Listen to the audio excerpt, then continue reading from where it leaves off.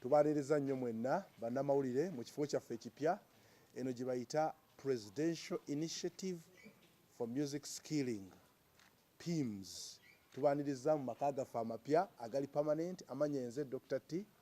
Bwetyo bwe lwali bwe buti emyaka 5 n'ekitundu n'ekintu ezigiyiseewo bannange ne ttiimu yange eno gye mulaba twasobola okusisinkana era n'okukwatagana ne mukulembeze w'eggwanga President Yoweri Museveni okusobola okumunnyonnyola ekigendererwa kyaffe eky'okuyamba n'okutendeka bannabitone okubeera nga tubongeramu amaanyi omulimu gwabwe gufuuke ogwa ddala basobole okompitinga obulungi mu market eno eri very hard. Olwaleero tulina record ti abaana kumpi 4 n'omusobyo bamala dde okutrainingibwa era n'okurekodinga ennyimba zaabwe. Luli tubadde tuli mu bupangisa kati twafunye amaka gaffe amapya gagano gali permanent era buli kyoyagala kigenda kuba nga kiri wano. Omulimu gwaffe ku training abaana bano ba musicians maloboozi bivuga bikine ebintu ebyenjawulo ate n'okurekodinga ennyimba zaabwe zibatandikirako okugenda okuvuganya mu maka gaabwe. So mbaaniriza mwenna era eno ye ttiimu yange omwami Kisa kya Mukama be tukola nabo. Mukama waffe ye omukyala Jane Bareche State House Controller. Nakwaniza bannamawulire mwenna basobodde okujja wano nga munnange Dr. T wayogedde. Okusooka ddala njala kwebaza balakozi bannange be tuli wano mu kuddukanya project eno. Mwebale nnyo ssentebe addukanya project eno Mukulu Sam Mugagga akula ebyensimbi n'okutraininga abaana ne muganda wange Dr. T oyo omuwandiisi w'enkalakalira mu kino project. Nze Kisa kya Mukama Yiga, nze ndi ku political wing okulaba nti baganda bange bano mbakwasaganyizaako. Nze siri muyimbi era abantu n'amawulire abamuyinza okulowooza Kisa kya Mukama ate ali mu bano. Buli project ezitambula mu nsi mulimu ebyobufuzi kati nze nzirukanya kitongole kya byabufuzi n'okwanaganya abantu bano. Kyala kwebaza abatandisi ba idea eno nti mu political wing mu bayita okunsisinkana okutuusa ekigendererwa kyabwe oba idea yaabwe nga bayita mu mwami Sam Mugagga n'enjitusa eri omukulembeze w'eggwanga. Twatandika 2018 ne tutandikira eri gye twatusanga Mengo era mu guidance zaffe nga gavumenti tuze tukwatagana nabo. Njagala kwebaza olw'obwesimbu kyekisooka ti project za president nyingi zigudde. Ebimu ku bigendo ebyasinga ennyo okunsikiriza okutuusa ekigendererwa kino ewa president. 1 mwalimu okuyamba abatayisobola ti abaana bangi balina ebitone naye nga tebakola ki tebasobola kufuna ssente ezo za kulikodinga ama studio ago. So mbadde n'abebbanga emyaka 6 almost naye basajja balungi era tuli wano okulaga eggwanga nti bwe tutambudde ne tuva mu bupangisa emyaka 6 ne tulikodinga abaana 476 ne basobola okubanga beerikodingidde ennyimba ku bwereere era bazirina mu production zaabwe baasifunamu. Naye twazzayo ekiteeso kyaffe eri omukulembeze w'eggwanga ne tugamba obupangisa bwa bbeeyi kuba twali mu miliyoni kumpi nga 6 buli mwezi. So president n'asalawo n'akwata miliyoni 65 n'alutuwa ng'ayita mu controller bamaama Bareche gwe twebaliza ddala ne mukama waffe Maria Mwataho coordinator waffe wa State House ne bagula amaka gano ne bagatukwasa g'abaana paka wa mu president waali tebatakola ki oba taliiwo. So njagala kwebaza nti abantu bano bamaze emyaka 6 naye nga tebafuna musaala bakolera bwereere bawaayo. So njagala kwebaza obwerufu bwe mulaze nti wadde temusasulwa naye mukoze eki mukoze emyaka 6. Naye njagala kwebaza controller omupya Mama Jane Bareche bwe yatuuka ntumunyonnyola ekizibu ekyo tumugamba nti abantu bano batuddeyo emyaka 6 naye nga bakuma project y'abaana gye batafunako na 10. Nakkiriza otuteeka ku musaala tumwebaza. Nakkiriza president nakkiriza tuwe emmotoka abantu bano baweebwe emmotoka tusobole okutalaga ki eggwanga lyonna. Project eno tegenda kukoma mu Buganda genda kubeera mu regions ezaki ez'enjawulo era nga tuplantingayo abantu abava ezo region kubanga omuntu omuyita okuva Koboko okujja wano amala essaawa 10. So bamuwadde programu ya Manda balina kutambula luli n'asula mu maloogi. So ne tulaba ne tugamba idea yaffe kwe kulaba nti tutalaaza project eno mu mawanga mu regions endala Karamoja, Northern, Western, Eastern, sub regions tunasobola okusinzira ku idea yaffe. Naye wano olw'olunaku olwaliro ekikulu tuzzeko baana ekisookera ddala nga muganda wange wanakyogerako omulala nti mujje mulabe amaka gammwe omukulembeze w'eggwanga ge yakoze eki ge yabagulidde. So bannamawulire tubeebaziza nnyo okukkiriza ne mujja wano okulaba nti nammwe mukwata zino ate mumanyisa eggwanga. Naye ekituufu kiri nti wano tewali mwana asasula na 10 wadde siringi 100. Twali tukyali mu bupangisa nga basasulayo omutwalo, kati tewali kusasula wadde siringi 100. So kyabwereere mukama waffe yakkiriza pulezidenti n'agamba n'omutwalo temugudda mugujja ku baana, jangu n'akafaananyiko n'ennanga muntu yo n'ekitone kyo bagenda ku traininga bakujja ku zero bakutuusa woolina okulwala. Ate n'ennyimba ezo eriyo bannaffe abajja ne bazikyekingako abayimbi abakulu. So tulinayo abayimbi abaatunda ennyimba zaabwe ne bafunamu akasente. So tutunulira mu nyingiza y'amaka n'okuyimba nako twali tufudde business. So n'ebirala byonna mujja birabaawo mu maaso naye officially tuzze kubalaga maki maka. Ono launching day lwe tunakkiriza launch day tujja naddu bamanyisa ebigambo ebyo kankomaawo. Mwebale nnyo, mwebalire ddala. Ne bannyabo bannamawulire mwebale kujja wano we tuli ku maka gaffe amapya ng'era bannange bwe babagambye. Mpozi nga nze Sophie Nantongo. Nze nno ebbanga lyemaze mu music industry ddene era ndowooza fe bayita baki baleje abakadde ya naye ng'ekisinga obukulu nze mmanyi gye twava, manyi obuzibu bwe twasanga nga tutandika ekintu kino. Abamu twabeera blessed nti baatuyamba. Kakati awo we twatuulira ng'era bwe mutulaba wano ne tugamba ffe baatuyamba. Abamu kuyinza okubaako bye bataayamba naye nze bannyamba. Tuyinza kuyamba tutya omuntu ayagala okuyingira mu kintu kino? Omuntu aleme buli kintu ekisinga okuba ekizibu mu kutandika yentandikwa. Abaana bangi balina talent, abaana bangi bamanyi okuyimba, bamanyi okuwandiika ennyimba, bamanyi okukuba ebivuga, naye nga watandikira we wali obuzibu. Eno project weeri ffe industry omwana yenna ali eyo ng'ayagala okutandika naye nga tamanyi wa wakutandikira, oluusi n'okwezuula.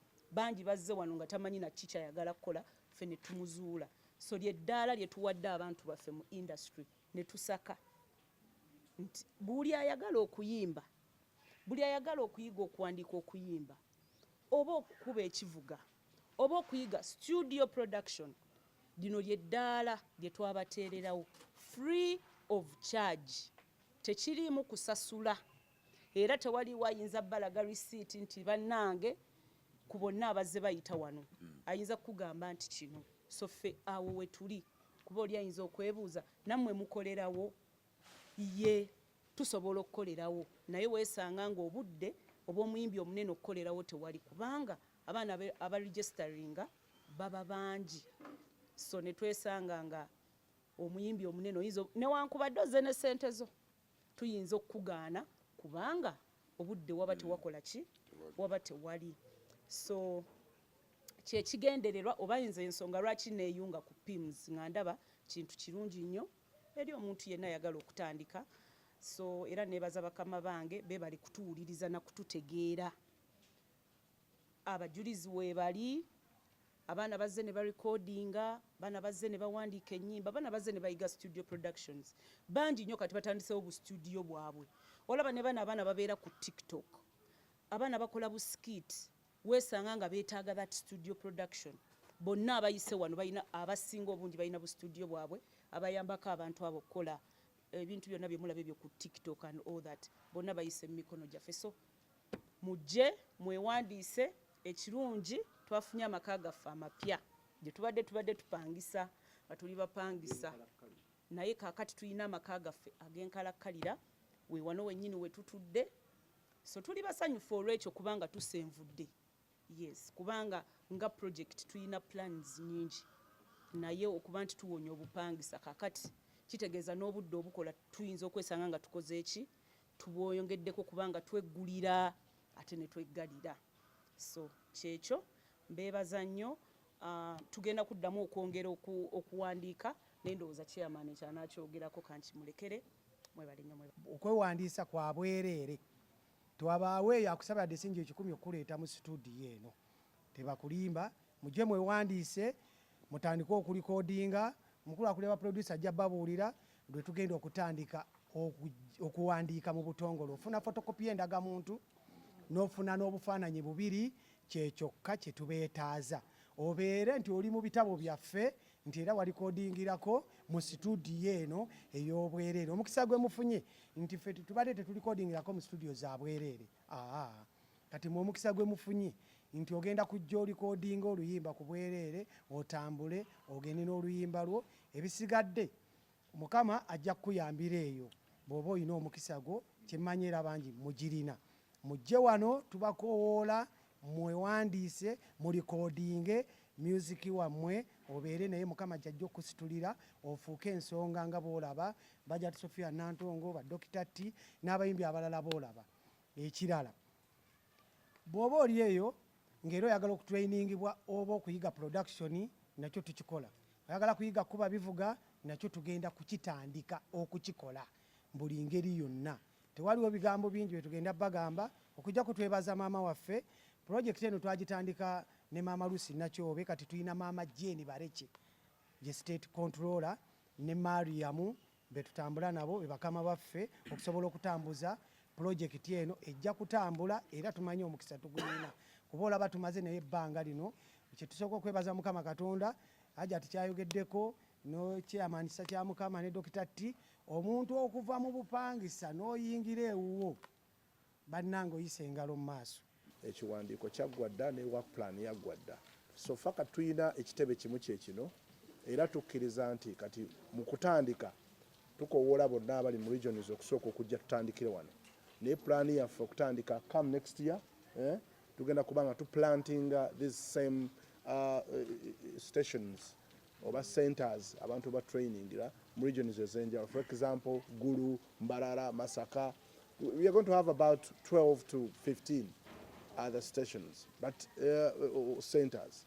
But naye tulina okusaba okwenjawulo kutukyali mu negotiation okwagala obiteeka mu kifo at least ekirungi ddala n'obutaba mu bupangisa. So kigenda kubeerawo very soon. Abaana bangi be tukoze nabo abayimbye ennyimba, nze nno ndowooza bwe tunaayingira eyo munda tujja kuba tubalaga amannya ag'enjawulo, abamu mujja kulabako ku bifaananyi byabwe n'ennyimba ze bakoze, n'abamu bali mu kukola olwedde bali mu mirimu gyabwe okuva mu regions ez'enjawulo abazze nga bakolera wano. Bamu baavanga Ggulu, you remember the Rastas abaava Eggulu babiri nabo bali eyo bakikuba. Okwawukanako n'ebintu ebirala, eno studio eri open eri buli muntu yenna, kubanga yo studio ne music gw'ogenda okuyimba is not about politics, wabula mwenna is project eyagala kuyamba buli omu. So tofaayo boli wappa tekigwe jangu oyimbe, as long as byozza okuyimba tebivoola tebivuma muntu tebikola kintu kyonna. Ekyo kyekisa nno ekyatuweereddwa wano. So nkusaba tolemerayo eyo ng'ogamba engeri gyebiri nti ate bya State House kirabika abayimbirawo ba NRM. Tubayita mwenna mujje mu recording ennyimba zammwe. Ate ekyokubiri, tetugaana kuyimba luyimba lwo lwoyina lw'omukwano olwaki gwe yimba oluyimba lwo as long as lulungi lugenda kuyamba eggwanga lyaffe era nga naawe lugenda kuwa ekyokulya, lugenda kusasulira abaana bo school fees, lugenda fuuka omulimu gy'oli. Ayagala okuyimba takumanyi katumutraining tumufulumiza oluyimba. Ayagala kukuba ngoma yo mulimu gwayagala kuyiga ngoma. Naye tetuyinza kuteeta nca n'osanga nga kazugundi kaziwe kapaali wana alikodi. Tuba tossa omukisa gw'omwana ono gwe twatagetinga. Ekyo kye tulimu. Naye bw'obawo free time nga tulaba tetulinawo bayimbi baweddeyo then and then basobola okujja n'akola ki. Naye nga mu emphasize yaffe twagala abaana batakola ki. Ekyokubiri wadde oyogera ku kyobadde oddamu ekya region tour. Enteekateeka yaffe egamba kituufu eno regional center eriwo egenda kubeera nga managing region zetulowooza main branch. Naye tulaba okuva omwana ekoboko ajje wana recording oluyimba kijja mumenya. Bwe tumuteera studio Arua kijja muyambako eyo region gikola ki. Olugiteeka erira Eggulu, Embaale, Mbalala, Masaka, kwa nowe Masaka agenda aviri bambi. So tugeza our present idea eno. That's our idea. Kyosembye ekibadde kya Mutebi ono mwebaze bannabyabufuzi project tulinaako wano kipande ky'NRM kyogenda kusanga wano. Tetugenda kusangawo kya DP wadde Museveni gwe nkolera nnyo era ffenna gwe tukolera wano. tugenda kusangawo kyenaremu wano ojja kusangamu ekifaananyi ky'omukulembeze w'eggwanga kigamba Yoweri oba mubadde mu studio nkadde mbirabye bibadde abakulembeze bonna abalina abasaanidde okuteeka mu public office mulabe ekyakatikkiro abawummula abaliko mulabe ekyakabaka kya president mama Nabagereka mulabe ekya mama Janet n'abalala those are respected dignitaries tuyinza kusangawo passa kubanga mwagala nnyo tujja kusangawo DP kubanga nze mawo mukwano gwange asamu baithawo abadde tulina political parties enjawulo we have our freedom nze ndi wenaare musanga Sophie wa independent ono musanga wa DP kuba wadda ngambye bugambi kubanga sabaleta project eno bate twayingira project eno to run any political issue no oba are we together let me realize this mukutandika mukuzimba project eno tetwagizimbira ku political basement okay nze basemwogere nga besimbyo nali sobola kulonda saali muto naye omukulu yakola ki yali wayinza okuba nga nkyalina freedom ye kakati nekyo kyokka muganda wange njagala kuddamu tetubesinga ku political party gyolimu naye nze bwojja eri mu ofiisi yange osangayo wenaremu yatuddemu kubanga bino nabisikira twabisakira muki mwenaremu tusobola tetujja kugamba baana muwagire Museveni tugamba munange olwawe eggwanga lino biritambudde naye president osanga aliko alina ekyukakyuka naawe ofunyeku mukisa waddembe osalawo okusigala nga awagira Bobi Wine waddembe okusalawo ng'asigala awagira Mawu ekyo nkyogera sikirumamu mwami Kazibu waddira project gy'otamanyi gye yava wanze ndi muyabyabufuzi kati njogera nga munnabyabufuzi n'otegeeza nti project ya president gye bateekamu obuwumbi bwa ssente parliament gyeteekamu ssente gy'atamanyi gye yatandikira abantu bano babiri bagyeddiza si kituufu okuva 2017 2018 twatandika 2017 preparation mu gw'omukaaga twaggulawo studio nga 4 ogwokutaano 2018 batandika okukola voluntarire paka 2023 mu gw'omwenda lwe twalina meeting yaffe wano nga 2 era ndowooza bwe baba bakafuna akasaala ka allowance bakafuna emyezi egi ate ne sente ze baweebwa era teziriiyo nti zigenda bagaggawaza babawa mafuta fuel allowance kuba katulabe emmotoka zaffe bapangisa bamu kujjako nze nenyina eyange ya Dr. Tibo omutume Arua ayinza okumala emyezi 3 ya Sophie Natongo mugirabye yabbaawo negyavuga alina mmotoka ekyamazima bambi challenge emu gye ndimu wano nga bamawule webali abantu bamwe bano katukomewo wano Sophie Natongo avuga yabba Samu Mugagga avuga yafande mukwano gwe yonfu nnyo naye nga nsaba president ku kimu ku bigendererwa byaffe okutambuza project eno obutali kwekoma mma baweebwa entambula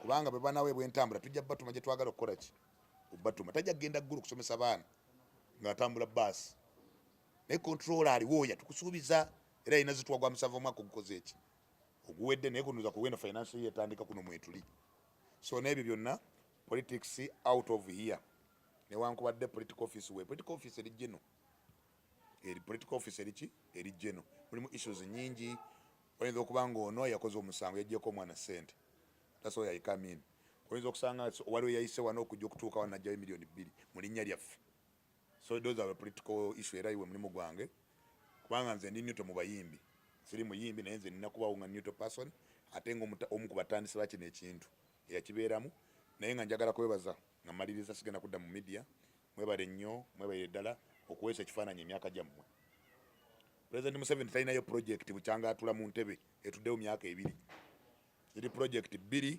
eno ne hubs skilling ezi endala zonna balowooza nti president wateekawo ssente zakujja mu buki kulya buli ekizimbe kino ffe twakyezimbira kino twakiguliramu naye ffe twawa idea State House neereeta nezimba so noza n'ebitongole ebirala ebibasente w'omusolo birabire ku ffe ayagala enguzi mpisaawo mangu tukole tuti ffe tetutwala muntu wa president tojja wano ng'otugamba twakulabye watwala abayimbi tojja ffe tetutwala era tetulina connection yonna namaka g'obwa president tulina maka kimu kyokka be bakama baffe abantu bagenda kutandika eyo batawanye Saamu Sophie Natongo twabalabye mu mawulire nedda era abaana babbira mu linnya ly'ekibiina kino bajja kuba babbi bano abantu tubeesiga emyaka 6 mbamanyi. Njagala okwongerereza ku kibuuzo ky'oli yagambye okubabuulirayo ku bantu abakoleddeko wano ennyimba.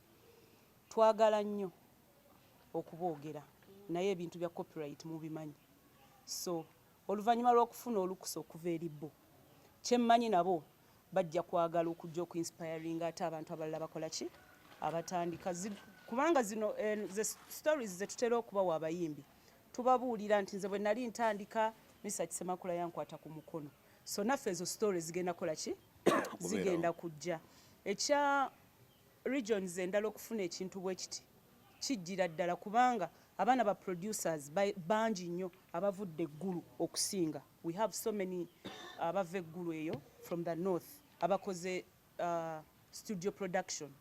So ndowooza nti kirowoozo kirungi bwe tukola ekyo ekintu kya regions nga bannange bebagambye kubanga abaana be bajja okusooka okufuna emirimu egyo ng'ate bayise mu kino nabo bagende balage ku bannaabwe obulungi obuli mu kuyamba, obulungi obuli mu kuwa omuntu eddaala erisooka. Okomawo ku kibuuzo kyo ky'ogambye ekya Honorable Kazibwe Bashir. Kati nno kankubuulireko. Ffe tetuli bannabyabufuzi. Naye nze ekintu kye nnategeera ku bannabyabufuzi baagala nnyo okuwulirwa. Ate okuwulirwa alina kikola ku muntu akola. Kubanga bw'anaayogera ku muntu atakola bajja mubuuza biki by'oyogera. So ndowooza ne Honorable essaawa eyo yali ayagala kuwulirwa. Sijja kugamba nti yali ampalana. Sirowooza naye tomanya. Sirowooza naye ndowooza engeri gye tubadde mu kurinovatinga bwe yalabanga office enkadde enzigale ye n'alowooza nti studio twazikutte twazitadde mu nkwawa. Naye tumwaniriza n'aleeta abayimbi Honorable Bashir nkwaniriza ssebo mu maka gaffe gano amapya tuleetere abaana abaagala okufuna emirimu kubanga okuyimba kati mulimu baleete tubalage ki ekyokukola ate nkusaba oddeyo ku fulo y'emu ng'ekisanja tekinnaggwako okiryalinge bye wagamba eggwanga kubanga kiswaza